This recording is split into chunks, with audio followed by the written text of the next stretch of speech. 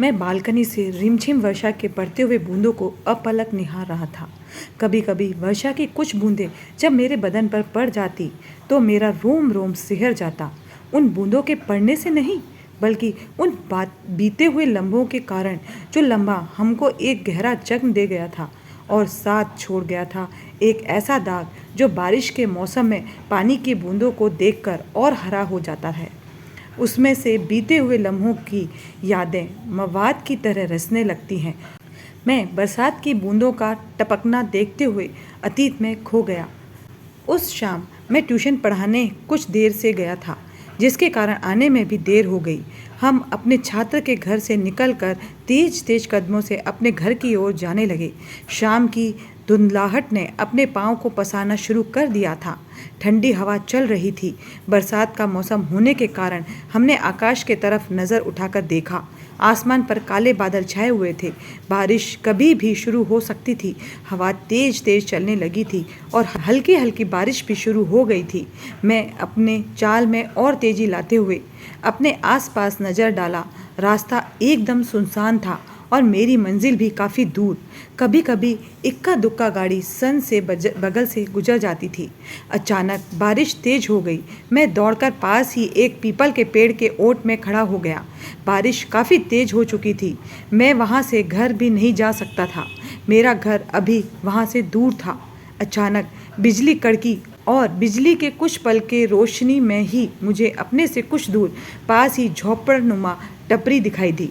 वह बस 10 कदम की दूरी पर ही थी। मैं दौड़कर उस टपरी नुमा झोपड़ी में घुस गया, जिसे बस 3 तरफ से ही प्लास्टिक से घिरा हुआ था। ऊपर छत के नाम पर एक टीन रखा हुआ था, जिसके नीचे मुश्किल से 5 या 6 आदमी खड़े हो सकते थे।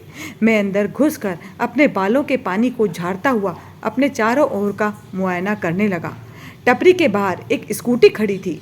मेरे पास ही एक आदमी पैंट शर्ट पहने हुए खड़ा हुआ था। शायद बारिश के बौछार से बचने के लिए मेरी ओर खिसकता जा रहा था।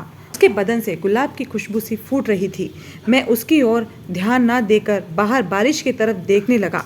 बारिश और तेज होती जा रही थी। अचानक जोर से बिजली कड़की और आसमान में तेज गड़गड़ाहट की आवाज़ हुई। वह शख्स जो अभी तक मेरे पास खड़ा था, बिजली की गड़गड़ाहट सुनकर चीखते हुए हमसे कसकर चिपक गया था। हमने बिजली के रोशनी में उसके चेहरे को देखा। वह एक लड़की थी, और लड़की भी इतनी सुंदर कि उसको देखकर शायद स्वर्ग की परियां भी शर्मा जाएं। वह बहुत देर तक हमसे चिपकी रही और जब उसे होश आया तो सॉरी बोलती हुई हमसे अलग हो गई। मैं उसके बदन के खुशबू में सराबोर हो चुका था। झोपड़ी में अब पानी की बौछार आने लगी थी। वह खिसक कर एक तरफ यानी हमारे पास आ गई। हम दोनों बिल्कुल सट से गए थे। वह कांपती हुई आवाज़ में बोली, आपको कहाँ जाना है? हमने उससे बताया कि बस पास ही यहाँ से 1 किलोमीटर दूर मटियाला में है, वहीं हमारा क्वार्टर है। और साथ ही हमने पूछ लिया कि आपको कहाँ तक जाना है। वह सकुचाते हुए बोली, हमें यहाँ से लगभग 30 किलोमीटर दूर लक्ष्मी नगर जाना है और हमारी स्कूटी खराब हो गई है। समझ में नहीं आ रहा है कि अब हम क्या करें। यहाँ से तो अब कोई बस भी नहीं है। मैं चुप रहा। अब बारिश कुछ हल्की हो गई थी।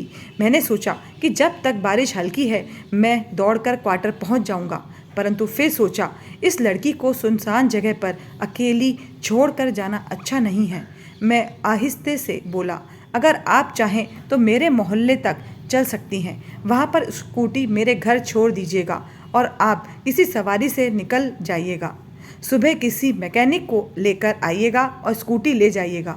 लड़की कुछ देर तक खामोश रही और फिर बोली, चलिए। हम दोनों स्कूटी लेकर वहाँ से चल पड़े। जब हम दोनों झोपड़ी और हमारे क्वार्टर के बीच तक पहुँचे तो बारिश फिर तेज हो चुकी थी और हम दोनों बुरी तरह भीग चुके थे। अब वापस चाहकर भी झोपड़ी तक नहीं पहुँचा जा सकता था। हम दोनों भीगते भीगते ही अपने एक कमरे के क्वार्टर तक पहुँचे और बाउंड्री के अंदर स्कूटी खड़ी करके हम दोनों दरवाजे तक आए। मैंने जेब से चाबी निकालकर ताला खोला। दोनों हड़बड़ा कर अंदर घुस गए। बारिश और तेज हो गई थी। मैंने उसकी तरफ देखा। वह पूरी तरह भीग चुकी थी और ठंड के कारण काँप रही थी। मैंने पास खूंटी से लटक रहा तौलिया उतारा और उसकी तरफ बढ़ा दिया। अपना एक कुर्ता पाजामा उसको देते हुए बोला, लीजिए, और पास ही किचन के तरफ इशारा करते हुए कहा, उधर जाकर कपड़े बदल लीजिए। वह हंसते हुए बोली, क्यों, यहाँ बदलने से क्या होगा? क्या आप अपने ऊपर कंट्रोल नहीं रख पाएंगे? मैं चुप ही रहा। वह तौलिए से अपना बाल सुखाते हुए बोली, आप यहाँ अकेले रहते हैं? आपकी शादी नहीं हुई? मैं कुछ झिझकते हुए बोला, नहीं, हमारी शादी नहीं हुई है। मैं यहाँ रहकर पास के कॉलेज में ग्रेजुएशन कंप्लीट कर रहा हूँ।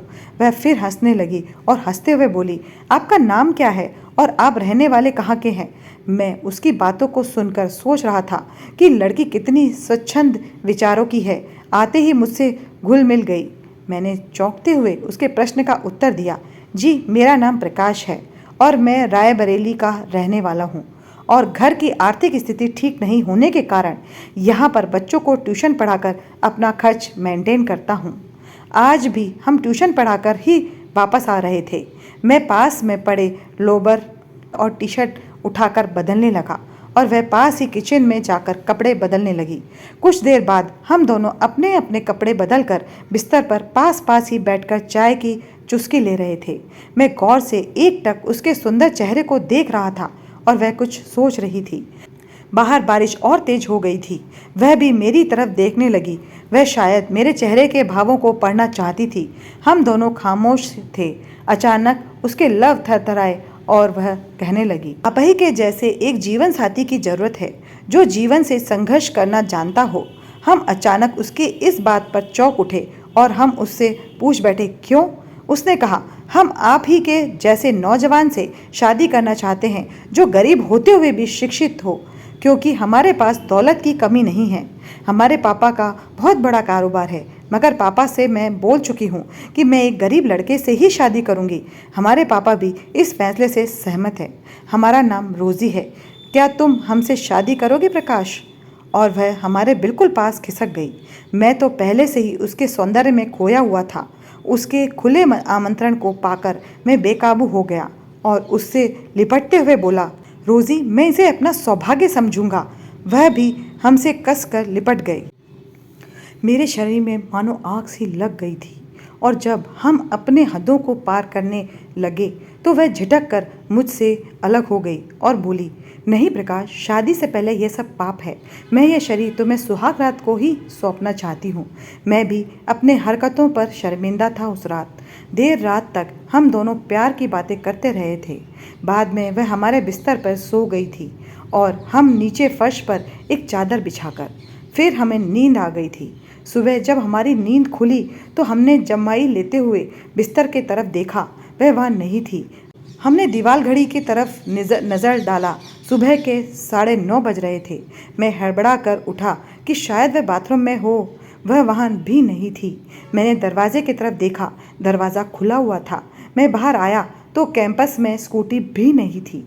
मैं जल्दी जल्दी कमरे से निकलकर रोड की तरफ दौड़ा कि शायद वह स्कूटी बनवाने के लिए पास ही मैकेनिक के वहाँ गई हो।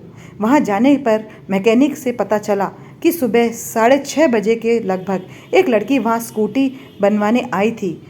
उसके कार्बोरेटर में कोई खराबी आ गई थी जिसे मैकेनिक ने ठीक कर दिया था और वह 15 मिनट बाद ही चली गई थी। मैं लुटा पिटा सा क्वार्टर पर आया। वहाँ मेरे पढ़ने वाले मेज पर एक कागज़ का टुकड़ा पेपर वेट से दबाकर रखा हुआ था। हमने झपट कर उसे उठाया और एक ही सांस में पढ़ने लगा। उस पर लिखा हुआ था, प्रकाश, हम एक लड़की हैं और शिक्षित भी। हमें यह पता है कि मर्दों से अपनी इज्जत कैसे बचाई जाती है। हम रात में फंस चुके थे और रात भर तुम्हारे घर में रहने के अलावा हमारे पास कोई दूसरा रास्ता नहीं था। चाहे मर्द जितना साधु क्यों न बने, वह एक कमरे में अकेली लड़की को पाकर शैतान बन जाता है। यही सब सोचकर हमें तुम्हारे साथ नाटक करना पड़ा। हमको रात भर अपने घर में सुरक्षित रखने के लिए धन्यवाद।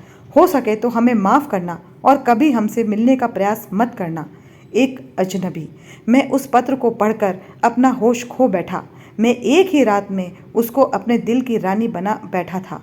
कितने बड़े बड़े सपने देख बैठा था।